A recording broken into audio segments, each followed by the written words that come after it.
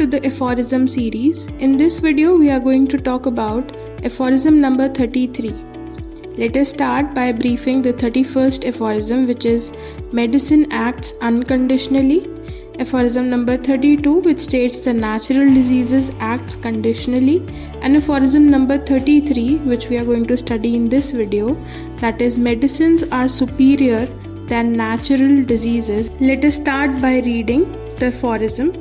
In accordance with this fact, it is undeniably shown by all experience that the living organism is much more disposed and has a greater liability to be acted on and to have its health deranged by medicinal powers than by morbific noxious agents and infectious miasms. Or in other words, that the morbific noxious agents possess a power of morbidly deranging man's health that is subordinate and conditional, often very conditional, while medicinal agents have an absolute unconditional power greater superior to the former. अब इस aphorism में doctor Hahnemann ने conclusion withdraw किया कि जो medicinal power है वो बहुत ज़्यादा सुपीरियर है in terms of deranging health than the natural disease. Natural disease इतना अफेक्ट नहीं करेगी हेल्थ को जितना कि जो मेडिसिनल पावर है वो कर सकती है. और वो क्यों कर सकती है?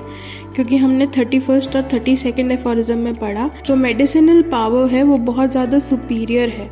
सुपीरियर भी है और अनकंडीशनल है, मतलब किसी कंडीशन पे डिपेंडेंट नहीं है. जबकि जो नेचुरल डिजीज़ है वो कंडीशन पे डिपेंडेंट है. वो डिपेंडेंट है कि पेशेंट की ससेप्टेबिलिटी, उसकी डिस्पोजिशन क्या है, तभी वो अफेक्ट करेगी, तभी वो मॉर्बिफिक नॉक्शियस एजेंट पेशेंट को अफेक्ट कर पाएगा या उसकी हेल्थ डीरेंज कर पाएगा.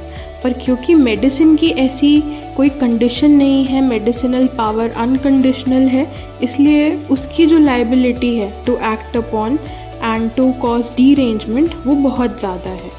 इसकी एक्सप्लेनेशन रीड करते हैं. Doctor Hahnemann observes that the living organism is more susceptible to being affected and having its health disturbed by medicinal substances compared to the harmful agents and infectious diseases. Harmful agents या infectious diseases क्या? ये जो miasms हैं या जो जिनको morbific noxious agents हमने कहा, उनके comparison में डॉक्टर हेनेमन कह रहे हैं कि जो medicinal substances हैं वो ज़्यादा affect कर सकते हैं एक human being को. He suggests that harmful agents and infectious diseases have a lesser and often conditional ability to disrupt health, whereas medicinal substances have an absolute and unconditional power to affect health.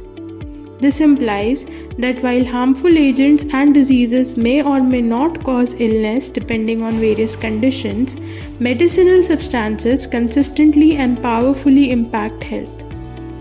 Dr. Heneman's perspective underscores the potent and sometimes unpredictable nature of medicinal substances, contrasting them with the relatively limited and conditional effects of harmful agents and diseases on human health.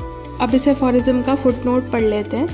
A striking fact in corroboration of this is that whilst previously to the year 1801, when the smooth scarlatina of Sydenham still occasionally prevailed epidemically among children, it attacked without exception all children who had escaped it in a former epidemic. In a similar epidemic which I witnessed in Königslutter, on the contrary, all the children who took in time a very small dose of belladonna remained unaffected by this highly infectious infantile disease. If medicines can protect from a disease that is raging around, they must possess a vastly superior power of affecting our vital force.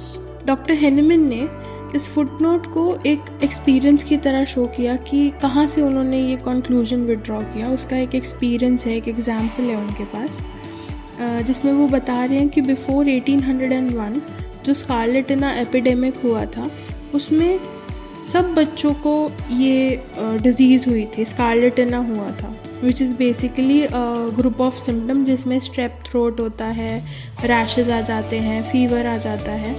तो हर उस बच्चे को ये affection हुई जिसको ये पहले नहीं हुई थी. And in a later epidemic doctor Hahnemann ने ये ऑब्ज़र्व किया कि जिस भी बच्चे ने एक स्मॉल डोज ऑफ बेलाडोना भी लिया, उसको स्कारलेटिना नहीं हुआ, वो अनअफेक्टेड रहा उस बीमारी से। दिस ऑब्जर्वेशन सजेस्ट कि belladonna can protect against diseases like scarlatina, यानी कि वो हमारी बॉडी के वाइटल फोर्स को इन्फ्लुएंस कर सकती है। का ये मतलब हुआ कि जो मेडिसिन है उसका बहुत सिग्निफिकेंट इम्पैक्ट है हमारी ससेप्टेबिलिटी पे। तो इस एफोरिज्म से हमने ये समझा कि क्योंकि हमारी मेडिसिनल पावर बहुत ज़्यादा है, हमारी मेडिसिन की पावर बहुत ज़्यादा है, तो जो वाइटल फोर्स है वो उससे जल्दी अफेक्ट हो जाएगी rather than the natural disease. तो अगर पेशेंट ने बेलाडोना ले ली तो वो एक प्रिवेंशन की तरह काम करेगी कि अब वो पेशेंट स्कारलेट से अफेक्ट नहीं होगा, नेचुरल डिजीज़ उसको अफेक्ट नहीं करेगी, क्योंकि एक स्ट्रॉन्गर अफेक्शन ऑलरेडी उसकी बॉडी में आ चुका है। कैसे आया?